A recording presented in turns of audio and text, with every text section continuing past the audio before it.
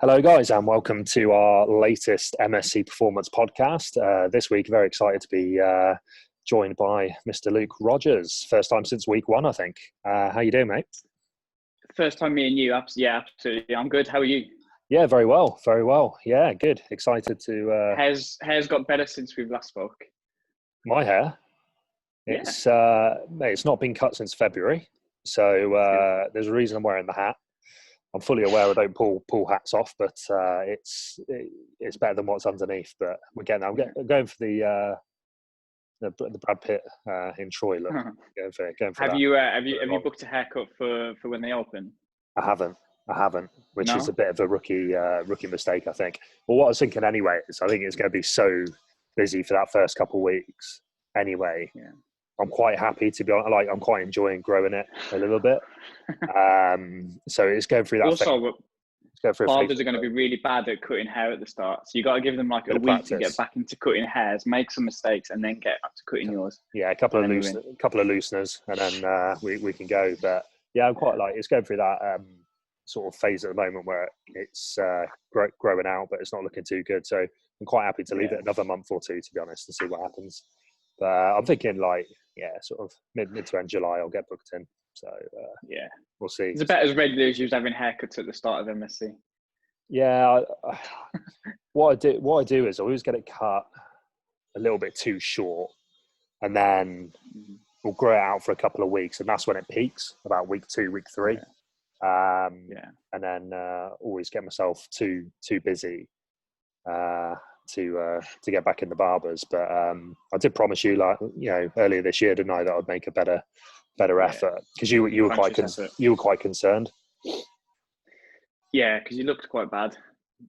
But it's that in between stage when you know you should be having a haircut, but now it's so long that it looks like this is your hair. When it was like that middle, like in between stage, it doesn't look good. But you've committed, and now it looks good. So I'm the opposite. I've had 2 haircuts from lockdown, both really badly done, and I'm really excited. I'm booked in for the second day that they can open, so I'm really excited. I'm sweating. Yeah. The day I'm back from Cornwall, I get a skin fade. That's exciting. I'm pretty excited. Yeah, it's pretty exciting. The game's changed with haircuts, I think, like for guys, isn't it? Like it's so important now. Like But I were growing up. 2 weeks. I've had one every week, but he looked good. Yeah, it's unbelievable that. It's incredible commitment to the cause. But no, I need to find a middle ground, definitely. So definitely too far the other way. But anyway, so in regards to today's podcast, guys, apart from obviously haircuts, we're going to be talking a little bit about what's going on at MSC, what we've been up to recently and during the lockdown, and we'll go into a little bit just talking about the future of the gym industry and what we think, which direction we think the industry's going. Then a big part of what we're going to talk about today is going to be how the industry's changed and how perhaps we've changed within that as well. Luke and I have been coaching for over 10 years now,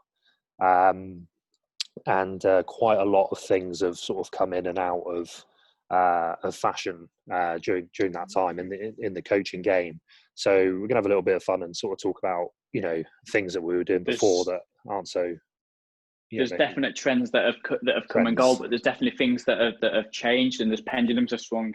And it's quite interesting to talk about what has changed within at least 5 years of MSC been opening, and how we've changed their kind of protocols and how we've developed as coaches and how we've kind of streamlined kind of what we do as well. So I think it's quite exciting and quite cool to talk about that. Absolutely. So yeah, we've since the lockdown started, obviously, the first month or two, it was about trying to get a good online product going, which I think we've done for our members. It's kept them strong.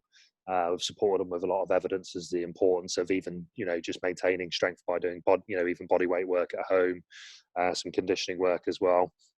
And I know the members are chomping at the bit to get back. So in terms of more recently, we've been pretty busy in the last I'd say the last few weeks to a month, haven't we, mate? In terms of getting the place sorted and ready to get back.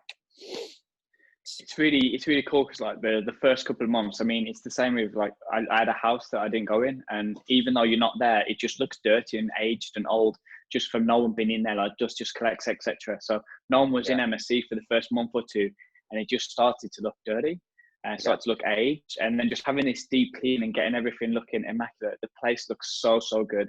And just like the energy within in the gym now, even though there's no one there, it just feels so good to be involved. And so good to be in there. Well, before, like, you come in to collect something or to have a catch up, and you'd want to get out as quickly as you can. Like now, it just looks like it's had a facelift, and I'm really excited to get back into training there. It looks great, doesn't it? I mean, it's amazing how a deep clean and a lick of paint, can sort of change the atmosphere a little bit and make you buzzing to get back. I think the lockdown. I mean, we'd rather not have had it. Obviously, we'd rather have kept a full operational capacity. But we're, as always, we're trying to put a positive spin on it.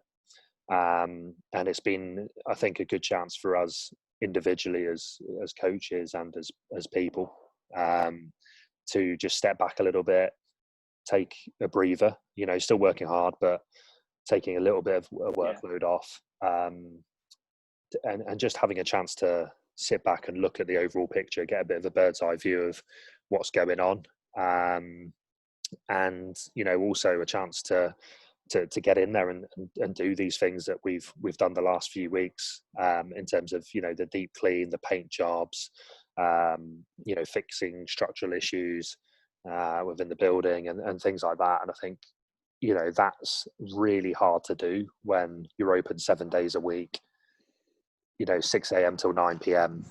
Monday to Friday, obviously, a bit shorter hours on the weekend, but open 7 days a week. And it's, this has at least enabled us to, sort a few things out, get all the equipment off the gym floor, give it a good deep clean. And I think it's been great, and it's really buzzing. It feels like we're kind of opening again, like for the first time.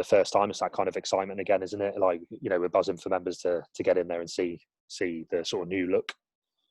Yeah, it like you said, like having work non-stop and having all these jobs that you normally have to do in place, like these little jobs take onto the back burner, because the place is still functional if the paint's got a couple of cracks in it and if the wall's a little bit dirty.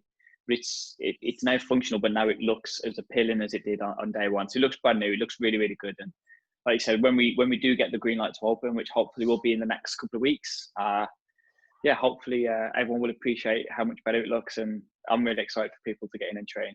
I think it's interesting as well, talking about like you said, everyone's chomping to get back into the gym, and just the effect of like the home sessions that we've done. Like I know the monotonous, and I know like the amount of training that you have to do, it can get boring because it is very similar patterns. You're limited to loading. But like a couple of clients recently, now that you can get into someone else's house, like you can coincide, a couple of people have had their first session in someone's gym, and their strength levels are like, they're not as good as they were before, but like they were squatting 75% of their max. And these are like trained guys that have been to like national levels for powerlifting juniors.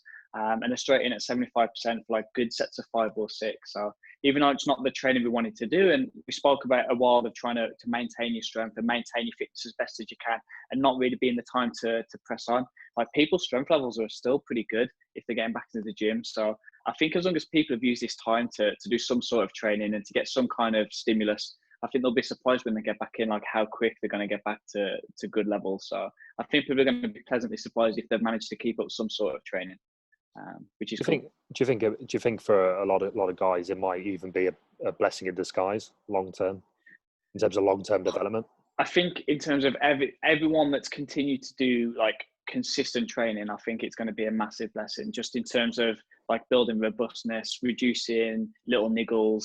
I think it's going to be massive for that, and also just appreciating the general training and the general like the general strength training, the carryover that can have, even if not directly to like what you're trying to train towards, just like how that can influence your training by reducing injuries, by reducing niggles, how that can have a positive effect in the future. So I think it's going to be huge. I've had a couple of people that have like been programmed home sessions, and then I've got gym equipment halfway through. We spoke about it on the last podcast about like phasing in the barbell training. They're not going black and white from just doing like dumbbell goblet squats to doing all barbell work, and they're hitting some really good numbers and really good productive blocks straight off the bat. So I don't feel the need to put as much like direct specific work in, and there's definitely a place, especially now there's nothing coming up competition wise, or no seasons coming up at the minute for team sports, have just this really general training. And I think it's going to be massive for people. I think people are going to be really pleasantly surprised, like by the end of like a 4-week block, how quickly they're back to decent strength levels. I think they're going to be pleasantly surprised. It's really interesting. I think like with, obviously we, you and I as coaches have known the research before anyway and seen it, but in terms of being able to maintain, a high level of strength, just through body weight work, isometrics, things like that. But it's been really, really cool to see that in action. Because even though you've got all the research on it, like you're never going to get a chance like this ever. Well, hopefully never again. To have like 3 months of like no gym work, it's just never going to happen again. So it's really interesting to know that like if this does happen, you can do things to maintain it. And it's not obviously ideal, and it's not what people want to do, but it doesn't mean like starting again from scratch. It's going to take you years to build back up to where you were. It takes a long time to decay in terms of strength and hypertrophy. And doing this kind of training, this little bit of stimulus that you're doing is enough to maintain the majority of it. And people are going to be surprised. Another, when we're talking about powerlifting and Olympic lifting as well, obviously the skill comes into it, skill acquisition of the actual technical model of the lifts. It's really interesting to speak to Sonia the other day, who's been running our Metcons during the lockdown, and she's been limited in terms of equipment, but is back on a bit of barbell training now, and like has said, like her Olympic lifts pretty much bang on where they were before, which I find fascinating, because like we know that Olympic lifting is a highly skilled movement, and it'd be interesting to see if it's the same with powerlifting as well. Obviously there's skill to these movements, and the way that it's going to be different for everybody. She's very technically proficient, but just to be able to like pick up the bar and she's worked back to that, like those percentages quite quickly, I find really fascinating in terms of the skill. I didn't expect that. Like I didn't expect that. Yeah, potentially with powerlifting, you think if you've maintained your strength, if you've done some kind of squat pattern, some kind of hinge pattern, then potentially when you get back into it, you're not going to be deadlifting 90% week 1, but like you could be doing like 75, 80%, and it wouldn't be a massive surprise. But with Olympic lifting, I thought like, I don't know how long she had up, but like a month or two of not, so let's say 2 months of not doing weightlifting, and then all of a sudden tries and does a snatch. Like I'm really surprised that it's come up quite quick. I know she's been doing kettlebell work, but it's just not the same pattern at all. No, it's not. I was very surprised, but again, it's quite interesting. I think like as a sort of diverging into Olympic lifting specifically here, but obviously I had a number of years where I was training a lot of Olympic lifters, and you'd be petrified as a coach to go away from the lifts, from the snatch, from the clean and jerk. You'd be petrified to have a week off of the main lifts. Because of losing you see skill acquisition. You can see that in the taper protocols for Olympic lifting, where they're taking like 2 days out, they're taking like heavy singles still on the clean and jerk and snatch right up for that reasoning.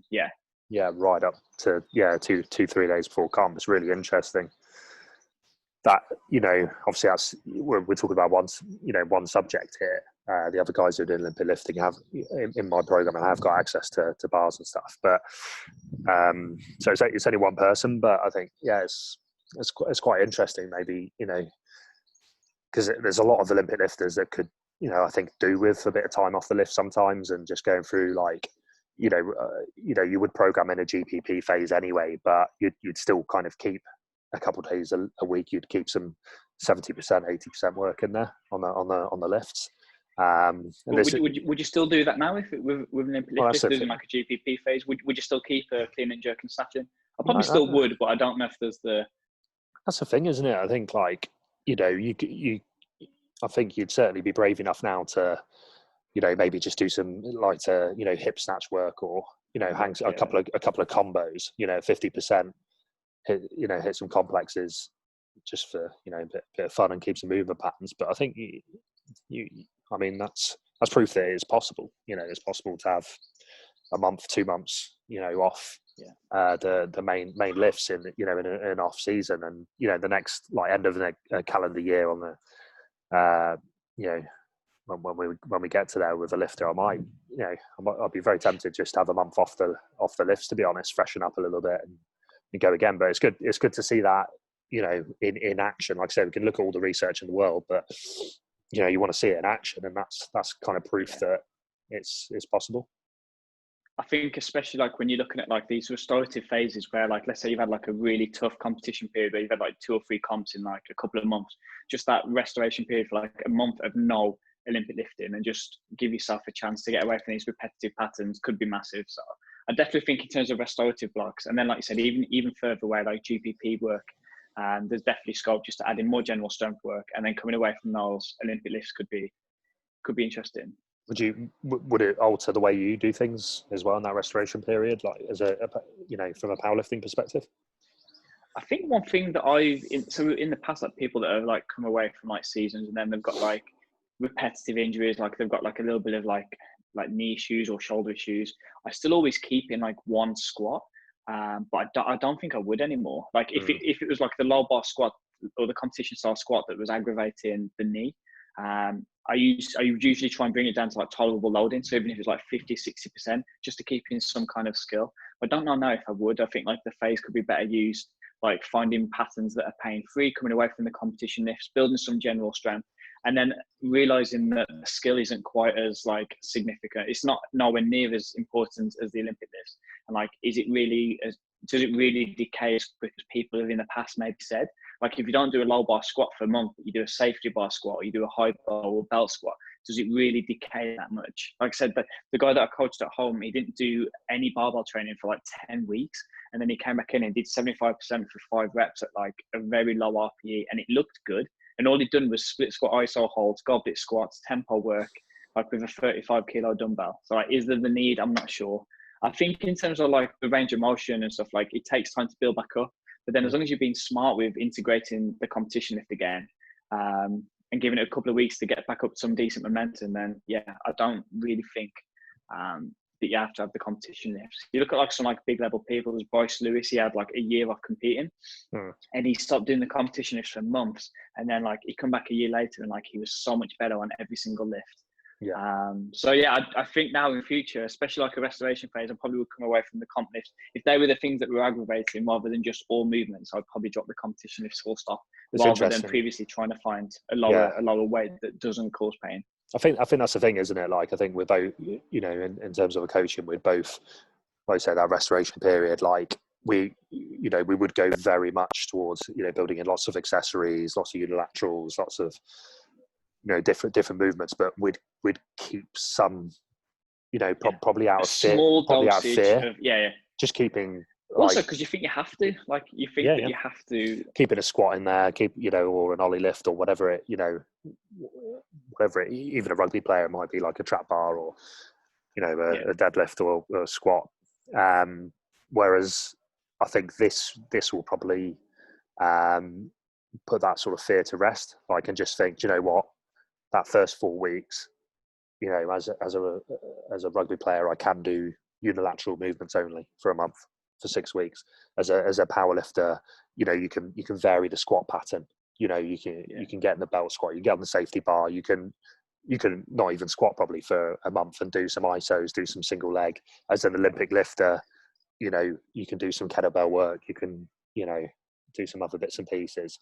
I think especially when you start to look a little bit closer at people that aren't 100% designed for lift. If you had to make up someone that's going to be a squatter, it would be short legs. But then if you start to take on people, because anyone can do powerlifting, you can powerlift it. You won't be very good, but you can powerlift. But if you low bar squatted twice a week, you would be dead within 6 weeks. So if someone like yourself that finds it so hard to do like the competition lifts, or not you, but like anyone that's tall or someone that finds it like handling a good amount of volume on the competition lifts, find it really uncomfortable. Like even further, when you come further away from there, like absolutely for someone like that, come away from the competition lifts full stop and choose them variants that allow them to get some good work in without being too stressful. So like a safety bar. So I think for someone that's designed for squatting or deadlifting, you could probably keep it in all time or small dose. But then people that aren't probably predisposition to be really good at squatting and find it uncomfortable to handle a good amount of work, or like someone that finds bench, like they've got long arms, find it difficult, there's definitely variants that you could do that would allow them to get work in without becoming too stressful and allowing you to recover. No, yeah, I couldn't agree more. I think that's really, really interesting. I just want to bring it back a little bit here to just going back to MSC and what's going on down there. Obviously, we've been having a deep clean and a bit of a lick of pain. The whole squad's been in for a few days, haven't we? And the place is pretty unrecognisable at the moment. So there's not much equipment in there. But for those who don't know, we lent out our equipment to our members to give them the best possible chance of keeping strong and keeping fit during the lockdown. That's been really well received, and we're hoping we get it back. I'm sure we will, but we'll be looking to get that back about a week before we open, and then we can lay everything out. But I just want to touch upon this because a lot of people have, we get a lot of messages saying when are you opening, what plans are in place. So I think it's good to just touch upon this a little bit. So in terms of opening date, we don't know. We don't know yet. We were obviously hoping for some good news last week, but Boris didn't deliver. So we march on and carry on doing the best we can, and gives us, again, put a positive spin on it. Gives us a bit more time to spruce the place up a little bit. And so we don't have a date. As soon as we do have a date, then everyone will probably know at the same time because it'll be on the news. But we'll obviously make the announcements. We're prepared. We're as prepared as we can be.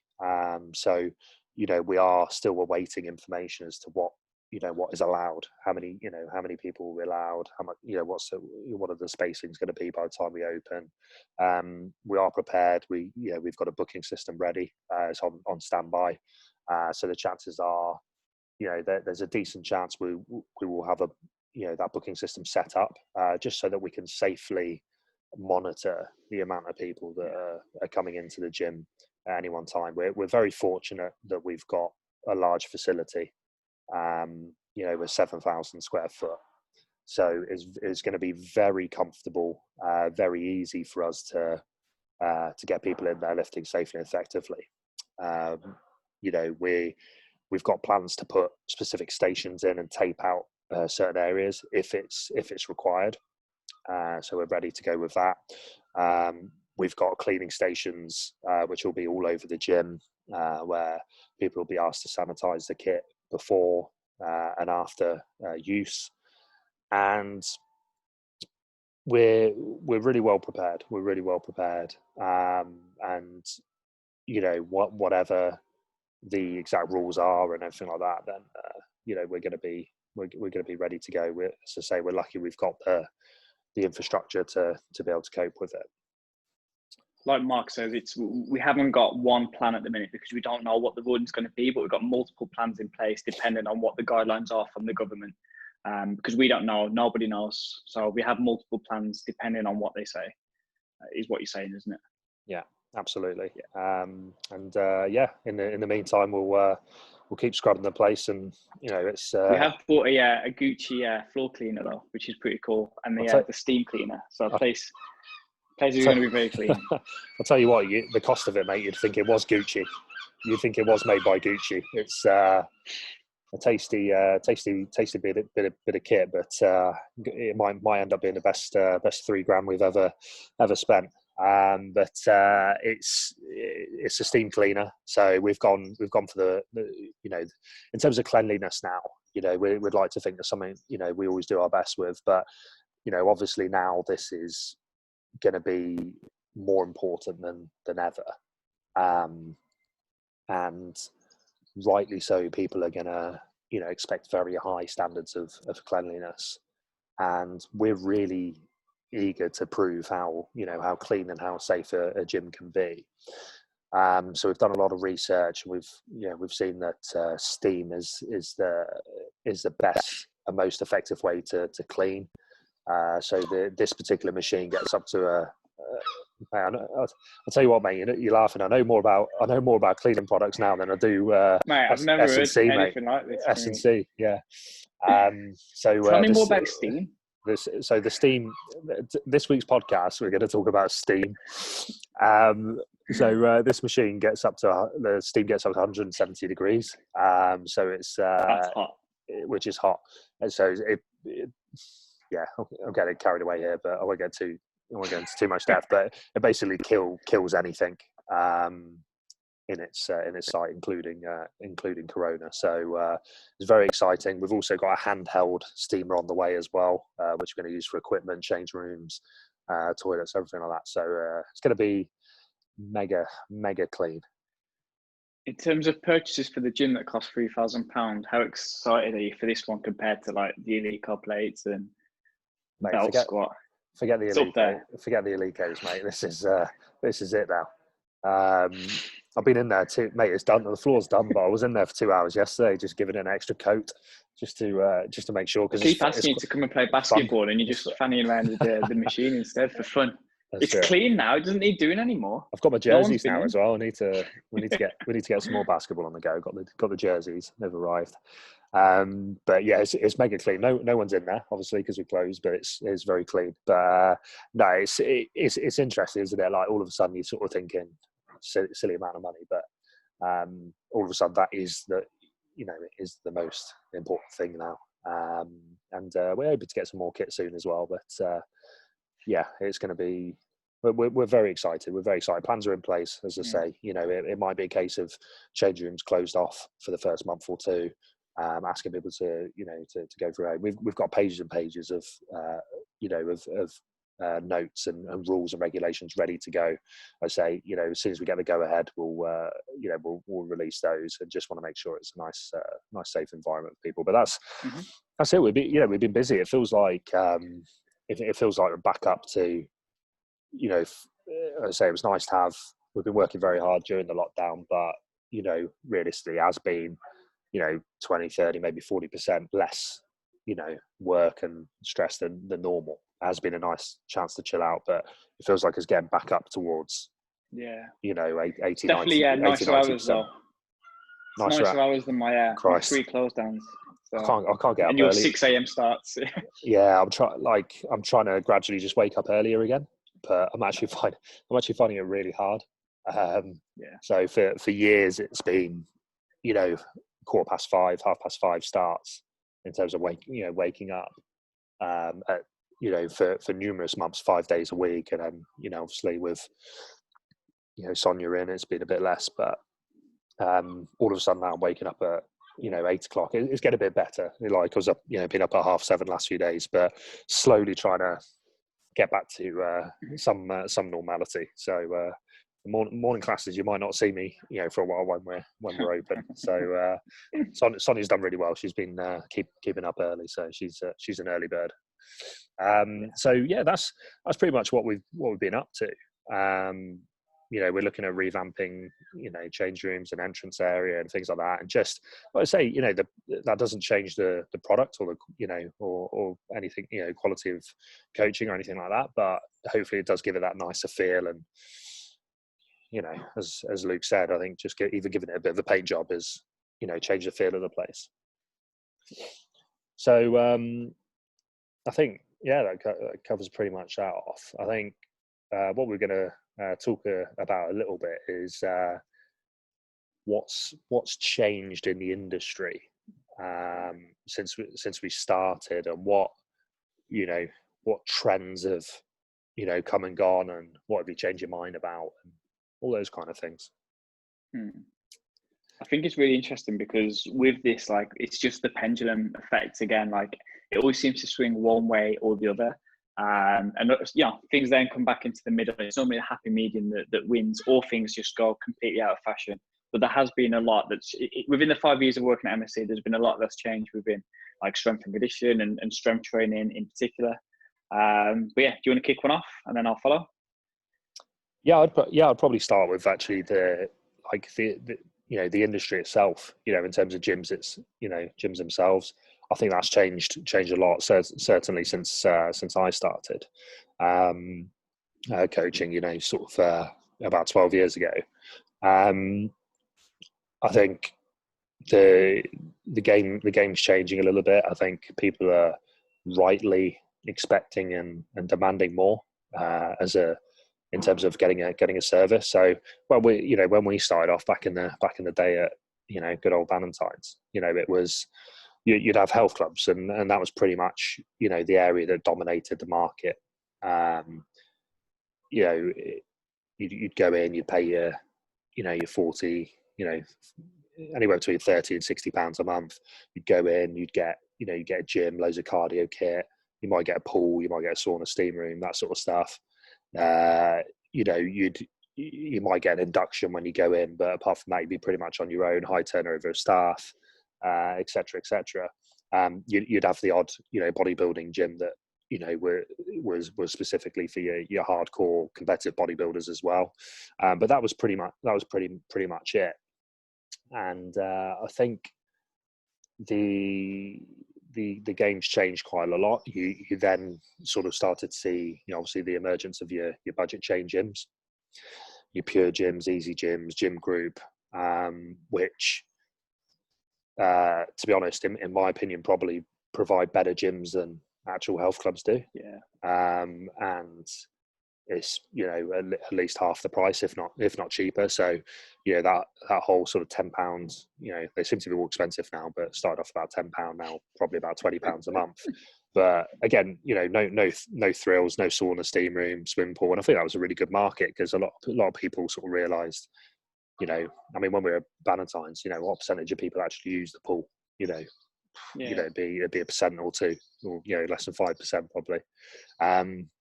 So those budget chain gyms came along and sort of changed the game a little bit, and then obviously there's emergence of CrossFit and independent gyms, and with those and strength and conditioning gyms like ourselves, and with those came the emphasis on coaching and quality of coaching, and I think that's been huge. And I think now there are better coaches out there. There's better services available.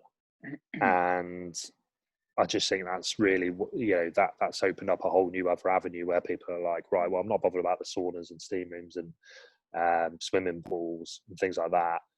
I've tried, the budget chain gyms, and I'm not really getting the help I need. I'm not getting the coaching, I'm not getting the programming, and therefore I'm not getting the results. And then that's opened up, a market for the likes of us and, for other independent gyms and in fairness, CrossFit gyms that, are coaching based and service based. I think that's a big thing that's changed. I think I remember when we started and you set up this gym that you thought that it was going to go it was really going to branch off and be all about like your budget gyms or like your really high end, and then those like middle gyms like your Fitness First, your Valentine's would die out completely.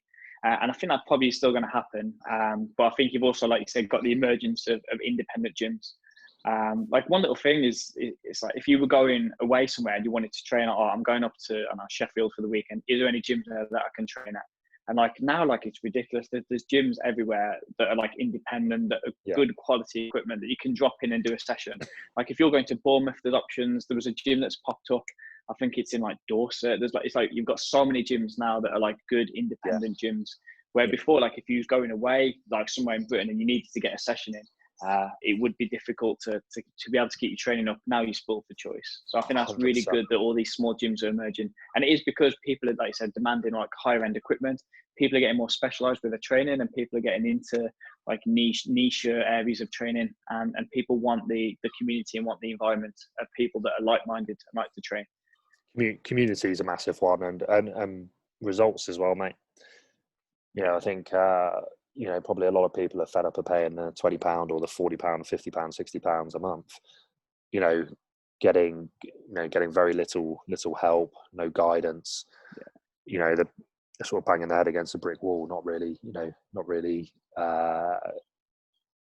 consistent enough or creative enough with their training to continue to create stress and stimulus and therefore an adaptation. I think like you say, the emergence of gyms like ourselves, with a service focus and a coaching focus and a community, coaching and community, that's what it's all about. And I think people like to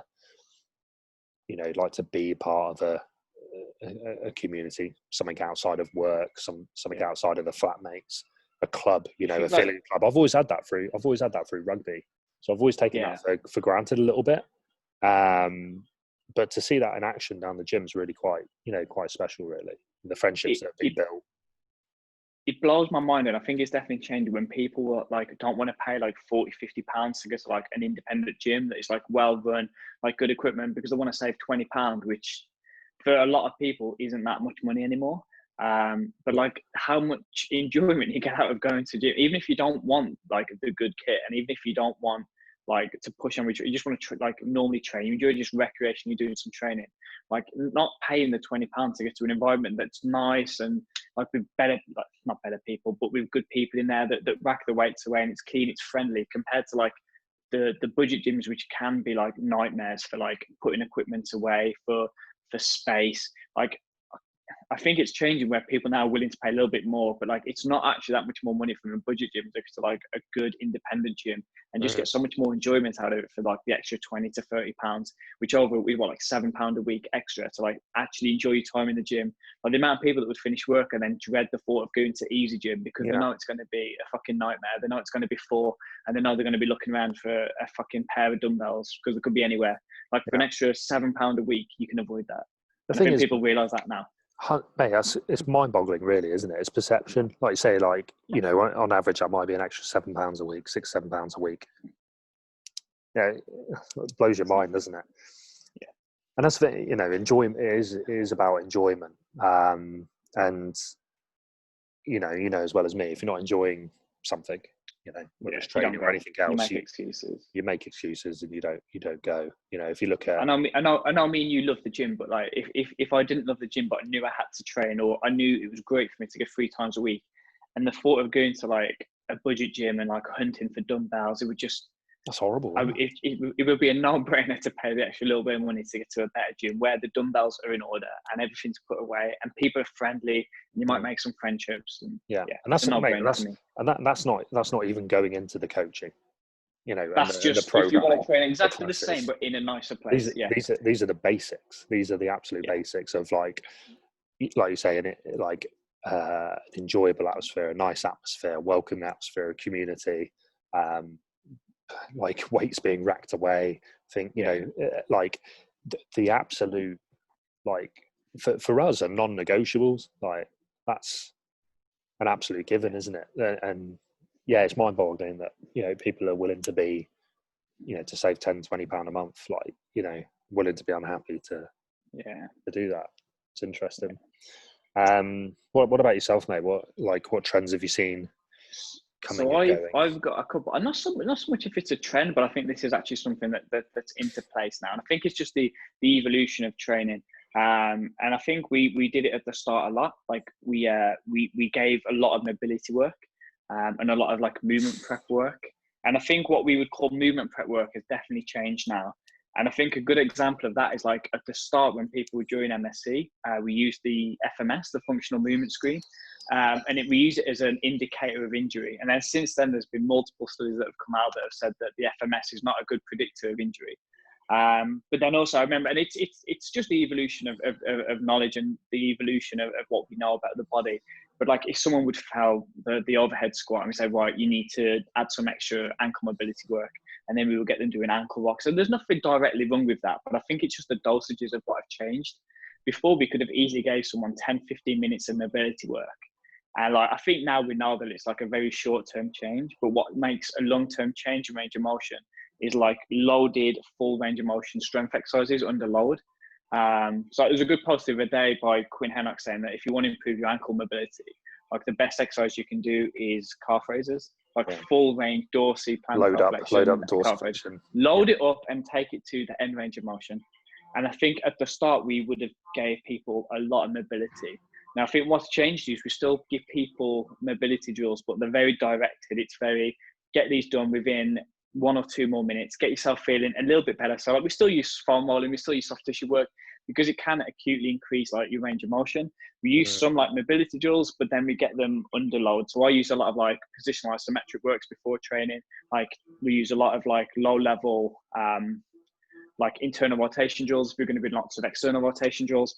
And I think it's evolving to that now rather than people doing like the limb 11, which I used to give everyone at the start as like a base and then let it progress from there. So I think we've coming away now from giving lots of mobility drills to being really directed with it. And we understand that the best thing for changing range of motion is like long-term strength training to taking things to the end range. So I think that's a big one. I think that's massive. Yeah. I think like, you know, you sort of talk about 10, 15 minutes. I mean, I think I've seen, you know, both of us probably with a client doing half an hour before, you know, you got an hour session doing half an hour of mobility drills because they're a mess, you know, and then, you know, quickly trying to get, you know, a few sets of squatting in at the end of the session. You know, mobility is important. You know, we're not denying that, but it's the way in which you do it. You know, I went through a phase of, you know, training myself where, you know, a couple of times a week or a few times a week I'd come in and do like an hour of, you know, mobility before I'd get into the session. And, you know, now it's very much like quicker warm up to the point, you know, a bit more purpose built towards what I'm doing in the, you know, in the session. Like you say, adding isometrics in, adding loaded mobility work, if you like, and getting on with it. And I, you know, I probably feel more mobile than I have in years, rather than lying on a foam roller for an hour.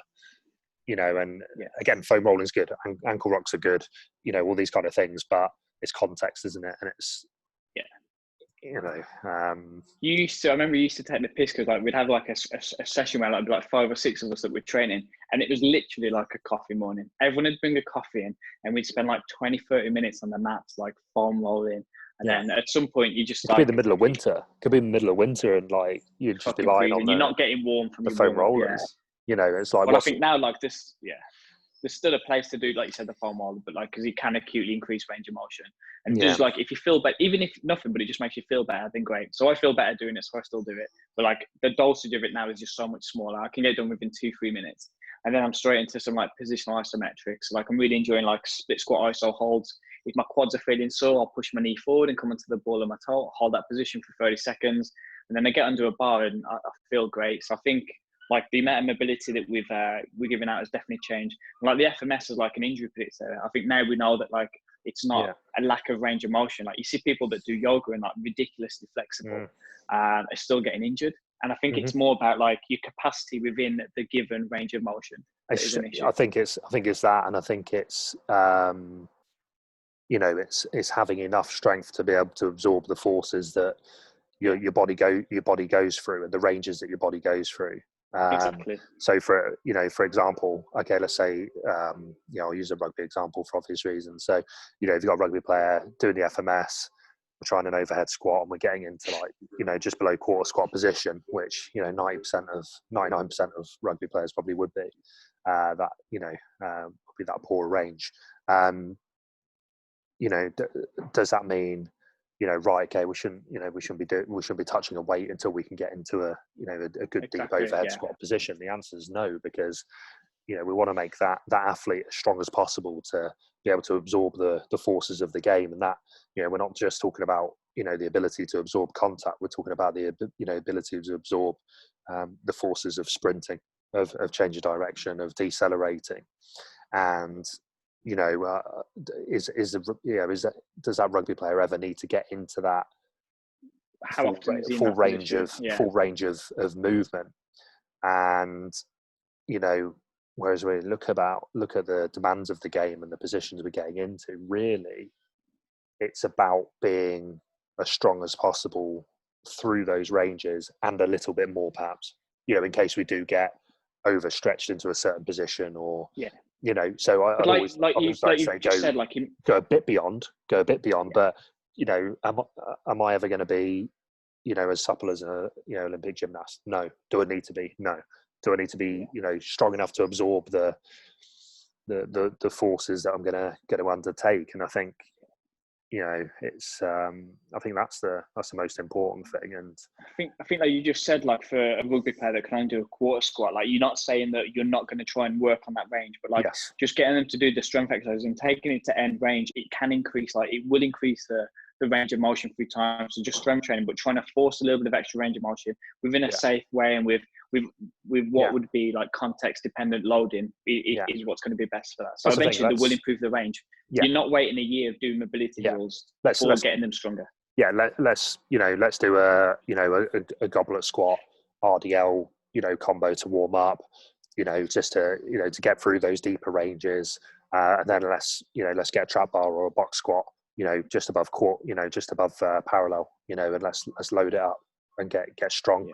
So let's get strong through the ranges we need to be, and then let's almost subtly work on the mobility. It will improve for doing on the side a little bit, and even if you're doing the heavier loading, or especially through the heavier loading, it's going to improve anyway. I had I'm sure she won't mind me saying, like Elise, when I started doing her programming, and she's like super flexible, and she's like, "Oh, Luke, I keep getting like little niggles because I'm not that like I need to improve my range of motion here." I'm like, Bab, like I can just about hit. I mean, you've seen me warm up. I can just about hit like a parallel in powerlifting, and like I've got very minimal injuries for how hard I train. While you're like super flexible, like you don't need more range of motion. You need to improve your capacity within these ranges of motion. They need to improve the quality of these movements rather than focusing on just building extra range of motion that you don't need for your sport. Some people, like you said, gymnasts, they need like the range of motion for their sport. Exactly. Powerlifters and rugby players do not need a ridiculous amount of. Thank God we don't need that much range of motion. As you I think that's a massive one. Strength through the range of movement that you need. Ability to brace, ability to control the movement, and ability to have good motor control and solid movement patterns through that range. That's the most important thing, isn't it? Yeah, that's a big one.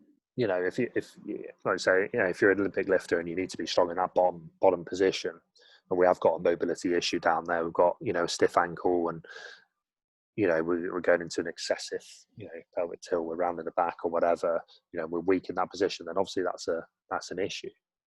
But is that an issue, like you say, for a rugby player, powerlifter? And the answer is it's not. I want to. This is going off piece in terms of what we have planned. But just in terms of the importance of strength, two things actually. One thing, that's very relatable to the everyday person as well, isn't it? Yeah, absolutely. Yeah. Do we? Yeah, we know a lot of people sit at the desk all day. They have poor mobility.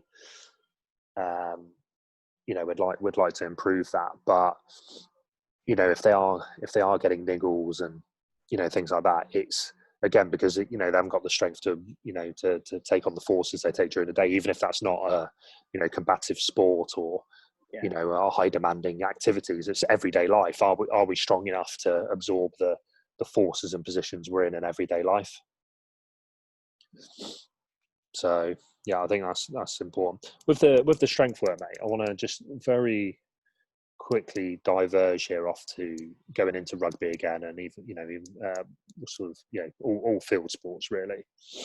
And we've talked about a little bit there the importance of being strong, and I want to touch upon this because I know of a few guys in rugby and in football as well who are perhaps very quick, very explosive, but they don't feel the need to do strength work.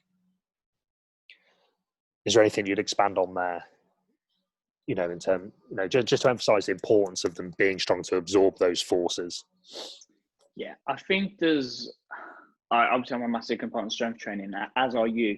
and I'm sure it's diminishing returns at a point. But there's just so many in the UK. There's so many people that aren't nowhere near at the capacity of their strength to then start to think about it being diminishing returns. So like, I'm more than strong enough now to play rugby, and me spending more time on strength rather than developing explosive power or developing other components of what's needed for rugby would probably be a bad idea. You get a lot of people that are like aspiring to be fast, aspiring to be powerful, that can't, like, I don't know, I can't squat 1.5 to 2 times their body weight.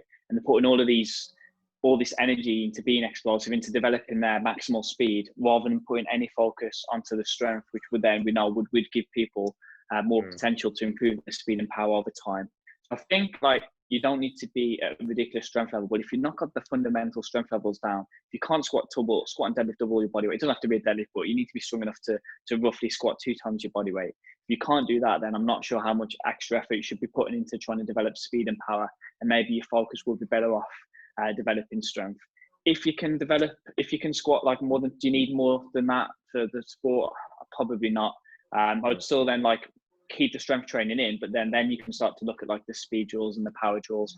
But I think too many people lack like the strength needed to further develop these in the future. And all you see online is like really fast people doing these explosive drills. You maybe don't see the strength training that they've done in the past and how strong they actually are. Yeah. I think is that kind of what you mean? Yeah, 100%. Yeah, and it's relatable because I see it. I see it a lot. Even playing at a high level. There's guys who have perhaps wingers that are very, very quick, but haven't got the strength to absorb certain forces and therefore get injured or perhaps lose the battle in contact, for example.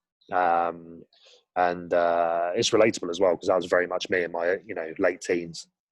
Had the speed, had the aerobic capacity, had the probably had the skill set, but just I did not have the strength to absorb the forces that I was undertaking, and that wasn't just in contact. That was tearing my hamstring a couple of times sprinting. That was and you'll see that with top level sprinters as well, tearing a hamstring. It doesn't mean they're weak, but it means they're not strong enough to absorb the forces of running 100 meters in 10 seconds. Which is a high level of force application, and we need and muscle contractions at a very high velocity. We need to be strong enough to be able to absorb those. So I think we've had team sports come in as well that have like, and the coaches being like obsessed with developing speed and power, which is great. Like you want your players to be powerful if it's like a team sport. I think it was American football in this example. But like you look at the people that you're training and like they're that like low level trained in the gym.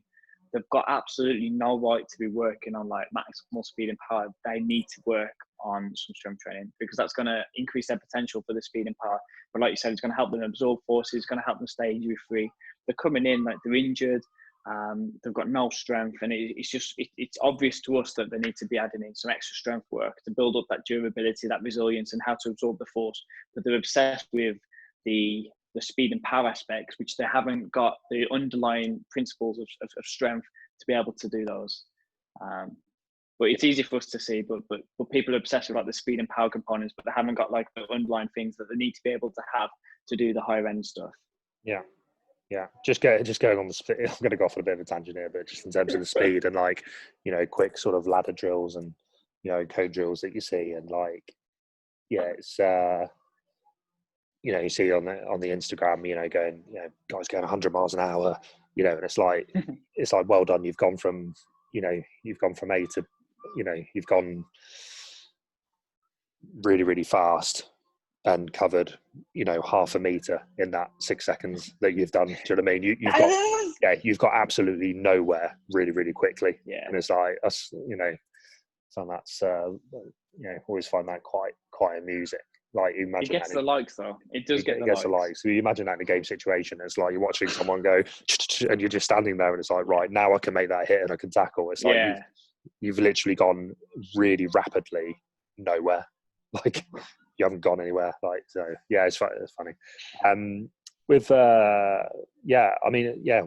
else have you seen, mate, that's sort of comes in and out? I think the next two big ones for me is the use of machines.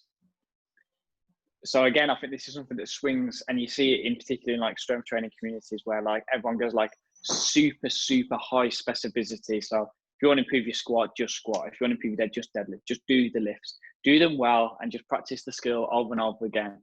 And then it'll swing the other way, and it will be like actually lots of machine work because we can get like good loading through it. It's not going to be as like detrimental to people that struggle with the squat. It might be less taxing on the joints. And it definitely seems to swing one way or the other. I think when we first started, we were maybe not anti-machine, but we were very heavy dominant of like barbell training. And we still obviously are, but now we know that there's a place for leg press. We know there's a place to add in some hamstring curls. We know that the use of machines can help improve like your barbell training, and they don't have to be one or the other, that they can complement each other. We can bring them together and get a superior plan rather than just doing one or the other. Yeah.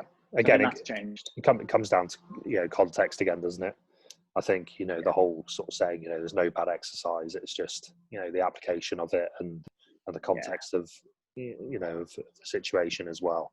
And I think that's very much the case with machines as well. It's, like 100%. We've got a massive habit in this industry of, remember John Buckland used to say, like, throwing the baby out the bathwater, like, sort of going all in with one thing and everything else is, is the devil. And, I think probably the whole industry went through that where, there's these trends of, right, okay, barbell training is the only thing you should be doing. You should only be squat, benching, and deadlifting. You should only be, doing barbell work. You shouldn't be doing any machines. Machines are bad because they don't, do this, they don't do that. There's even one gym, it's a CrossFit gym actually, that I used to visit and do a few courses at, and it's a great gym. It's the it's probably the best CrossFit gym I've been to. But they say on the wall, we don't use machines here. We build them. Build machines, yeah. We build machines, like it's a great. I doubt they're listening, but if they are, that place is a great gym. But it's the emergence of popularity of probably powerlifting, of CrossFit and things like this was just got us to a position where it's like, right, barbell only, and even to a stage like dumbbells, you'd sort of be like, oh, what's the point in doing dumbbell work and all that sort of stuff. And again, I think it's just a very much a habit of this industry just to go all in with something and forget everything else, and say throw the baby out of the bathwater type thing. I often think stuff like this is like, if the trends emerge from like the higher level people. So like there might be a guy that's run like this really highly specific squat program and he's got a ridiculous return on his squats. I've gained 20 kilos on my squat. I squatted 5 times a week. I feel amazing. And then like it hits this wall where he starts to get maybe injured. He starts like diminishing returns from that. And then he switches to a more general program. He's like, oh my God, like I'm using machines, my body feels amazing. And then people it trickles down and then people start to follow that. And imagine that's what happens at the higher ends, is like people do the programs and then people start to track that and then utilize it themselves. And I think just with everything, like the extremes, like you just said, are often wrong. And then there's normally a happy medium. So we know that like if you're getting ready, if you want to be excellent at squatting, you should squat. And your dosage should increase and the specificity should increase as you're getting close to testing out your squat. But like we spoke about earlier, when we're further away from that, like why can't we squat once a week and then use the leg press or use a belt squat just to get some really good load through there without going through the pattern that we might find quite taxing and might be detrimental on your other session. So why not use the leg press to get some good load in? Why not use the hamstring curl or use another exercise that's posterior dominant to build up a weakness? So I think often the extremes are what's wrong, and then somewhere in the middle is normally what's key and what the answer is. Yeah, definitely. It's another trend actually is PAP training, post activation potentiation. And I want to be careful here because it is proven and it does work, and it is it is it's something that's been used since the 60s and 70s and the days of big Werner Gumpfer and guys like that popularizing it. Was a big shot putter and doing 6'7" guy, 260 pounds and doing a heavy heavy quarter squat into into a hurdle, plyo work and things like that. It's been around forever, and it does work. So I'm not going against it. But there was a stage, around about where I did my masters actually, where like it was PAP, like everything was post activation. Yeah. Like everything you did, you had to do like you could go speed into strength, strength into speed, and it was like all your training had to be on that. And as I say, like you probably find like in terms of potentiation work, really like 9 times out of 10 it works really well as just as a warm up, like end of your warm up, just do a few jumps, do a few something quite explosive. And I then think obviously a lot there of is the times contrast. There is contrast. Like at the moment, I'm doing I'm doing some strength into speed work and doing bench to plyo press up. I'm doing deadlift into med ball toss, etc. But again, like we can go all in with something. I use a lot of that as well, like field team sports. But I think, like you said, about comparing it to a warm up, like a lot of the studies on PAP is like using PAP as the protocol versus no warm up whatsoever, and like just going through the movements and utilizing like a full warm up and adding in some like jumps or adding in some like warm up sets with a barbell. Like I'm not sure then how much of the difference there would be on the studies. I definitely think it's got its place, but again, like I think as a using it powerlifter, non-stop and just as a powerlifter, like when you're like, let's say you're deadlifting, you build up 50%, 60%, 70%. If you're doing those movements at maximal velocity, which an intent, which you should be, is that enough PAP? Like, is that enough potentiation? It is, isn't it? Yeah.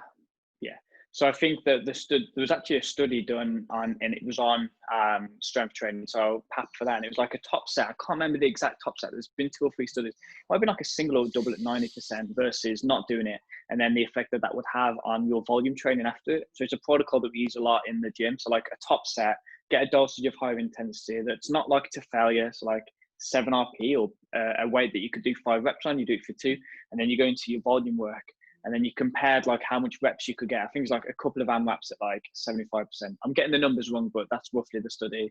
And the study that did the PAP, like they got this ridiculous amount of return on the amount of reps that they got. And you're like, shit, man, this thing is golden. This is a ridiculous amount of volume improved. And then you delve into the study and like the one group did like 1 warm-up set and then went to 70%. So if you squat 200 and your 70% is 140, they did like 80 kilograms and then they went in. So it means they haven't practiced squatting, they haven't done any warm-up drills, but this other group have done like 2 or 3 warm-up sets. They've done an actual warm-up, like what you class as a warm-up set, by doing the PAP at 8%. So just the skill is so much more ingrained.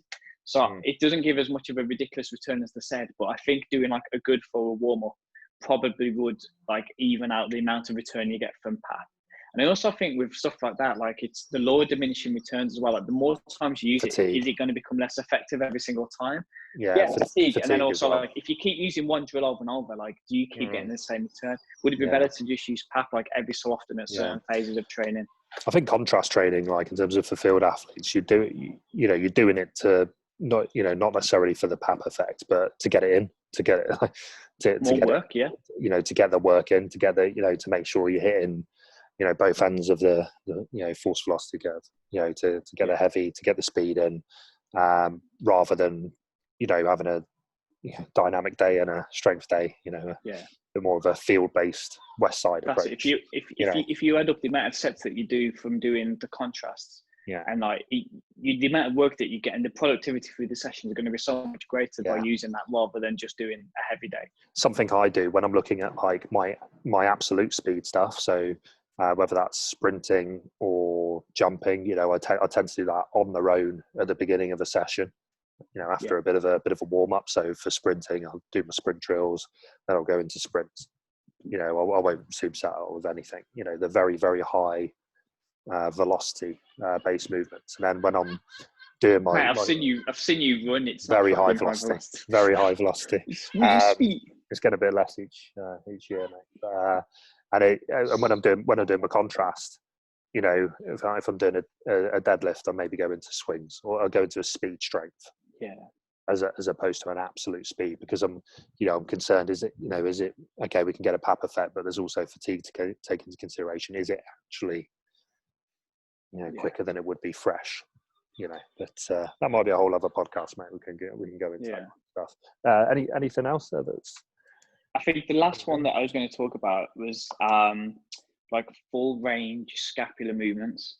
Because when we started, and like I remember like the legendary video of Arnold Schwarzenegger doing a seated row, and it's maybe still a bit too far. Like he's really excessively like flexing his back, and then he's leaning back. And he's like, "Fucking hell, man! What's Arnold doing? Like he's one of the best he's the best bodybuilder of all time, and he's doing a row completely wrong." And then we'd be sat there on the side, like shoulders down and back, high chest, doing this movement now. And I think things have trended now. Well, not trended, but like rightfully so, like come to like full like protraction, retraction, scapular movements, and utilizing them rather than telling people to go shoulders down and back. And I think context is key again here, because you'll get a lot of people that will come in this shit posture here, where encouraging them to be there. I'm not sure if that's the right idea, but like for a lot of people that are healthy and have got good posture and good awareness, like taking the scap to a full range of motion, including like row movements, but also pressing. So like press ups with a protraction and retraction of the scap, like that could be a good thing. Well, I think definitely at the start, we were very much fans of keep your shoulders down and back,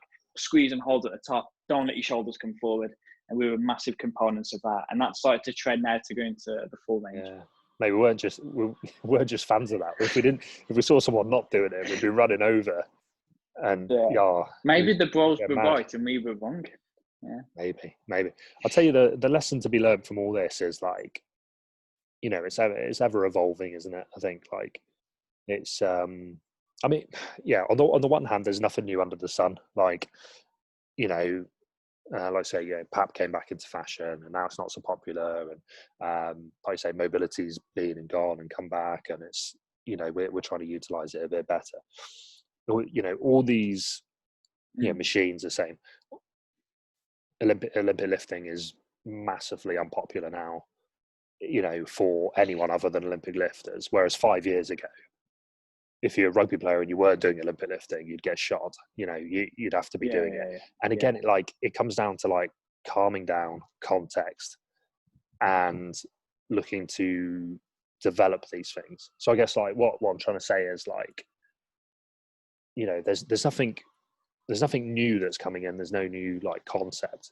Everything there we've mentioned has always been around.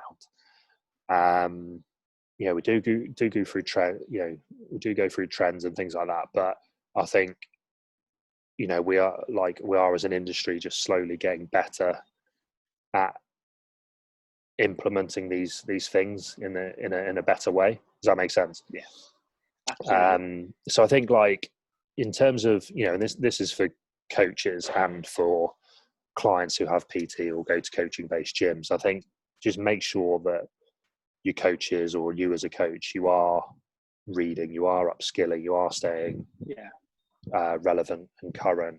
I'll be honest myself, for a couple of years during, setting up the business, all my reading went into business books, and rightly so. And I had to keep us going, keep us alive, and I had to improve those skills. And I still do. I still read a lot of business books, but I started to realize, crikey, I need to brush up. Again, on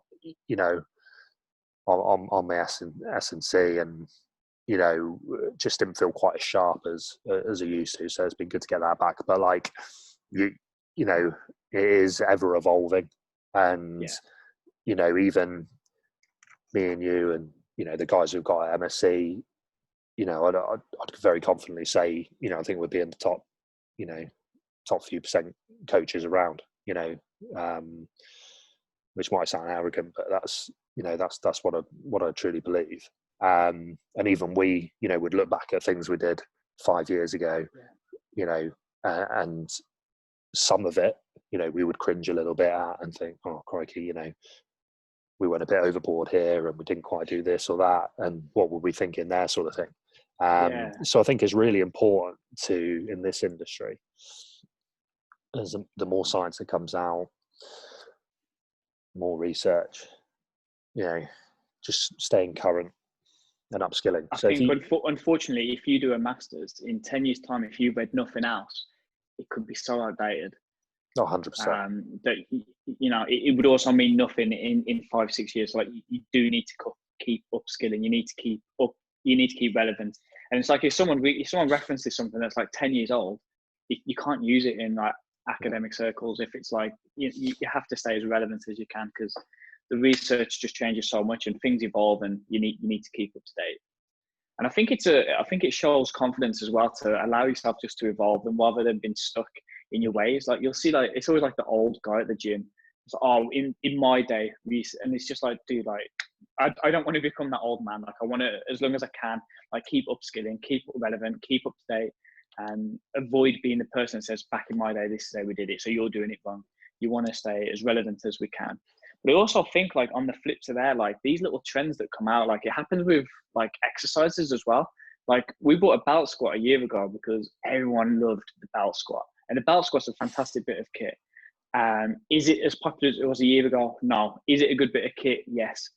There's nothing wrong with giving people a belt squat because they see like all these guys loving a belt squat, and then they say, like, if a high-end guy says, oh, I've used a belt squat and I've noticed that my sprint has improved by this, or my squat has improved by this. And if they get like brought into the fact that the belt squat's going to improve their lifting, or they're going to improve their field performance, then just giving them that exercise and giving them that belief that this is what's going to drive that, it is not a bad thing. Like you want to avoid going all in on it. But if someone comes and says, oh, you saw that this belt squat, oh, it's fantastic. Like it improved this guy's squat by 20 kilo. So yeah, let's give you belt squat. And like, we know that not going all in on it, but like giving someone a couple of sets of belt squat, and then, wow, this is amazing, I feel fantastic. And then giving them that confidence and giving them that belief that that's what's going to drive their performance. It's not a bad thing. And people believing what they're doing is massive. So I think sometimes these trends can be a good thing. In conclusion, we're probably saying, like, in regards to these changes and trends, we're probably saying, like, again, as always, it comes down to context and balance. So we're probably saying, right, stay relevant, read, research, implement, change the way you're doing things, stay current.